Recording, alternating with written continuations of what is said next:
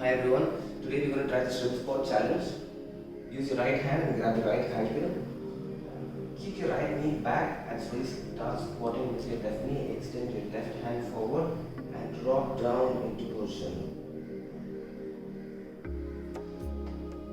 That's the shrimp squat.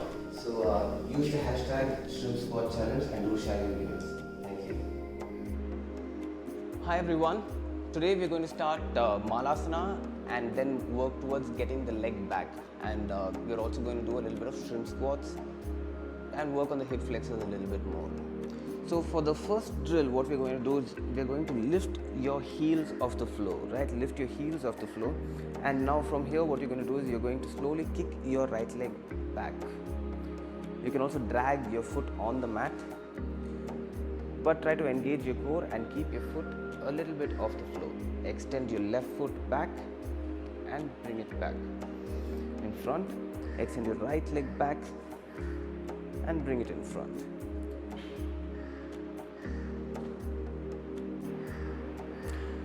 For the next drill, we're going to use a block. Alright, so place the block behind you, facing upwards. Stand in front of the block. Hold your right ankle with your right hand and slowly, as you squat, extend your right knee back. Touch the block and come back up. Right, so this is called a shrimp squat, and it's a super effective drill to work on the core and hip flexors as well. Hold your left ankle with your left hand, extend your left knee, touch the block and come back up. So for the last and final drill, what we're going to do is you're going to come into a Malasana, place your right hand on the floor, lift your hips up and get your right leg back. Engage your core, lift your hands up, move forward. 1, 2 and 3.